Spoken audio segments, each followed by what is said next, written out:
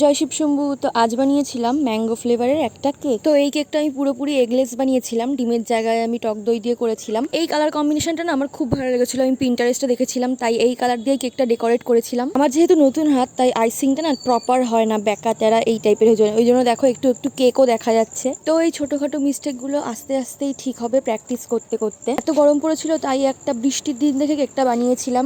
তারপরেও ক্রিমটা এতবার করে গলে যাচ্ছিল, বারবার করে ফ্রিজে রাখতে হচ্ছিল। কেকটা ডেকোরেট করতে যেখানে 10-20 মিনিট লাগে, সেখানে এইটা প্রায় 1 ঘন্টার কাছাকাছি লেগে গেছিল। তো এই হচ্ছে কেকের ওভারঅল লুকটা। তোমরা জানিও কমেন্টে যে কেমন হয়েছে। চেষ্টা করেছি কেকটাকে সুন্দর করে ডেকোরেট করার, বাকি আস্তে আস্তে প্র্যাকটিস করতে করতে হবে। লাস্টে কেকটা কাট করেও তোমাদের দেখিয়েছি। আমার কাছে যেহেতু ম্যাঙ্গো ক্রাশ ছিল না, তাই সেটা আমি বাড়িতেই বানিয়ে নিয়েছি। আর একটা জিনিস, কেকের যে স্পঞ্জটা লেয়ার বাই লেয়ার কাট করতে হয়, সেটা আমি প্রপার পারি না, তাই জন্য দেখবে লেয়ারিংটাও ঠিকঠাক হয়নি। তো আজকের মতো এইটুকুই, দেখাবে পরের কোনো একটা শর্টসে। ততক্ষণের জন্য সবাইকে টাটা, বাই বাই।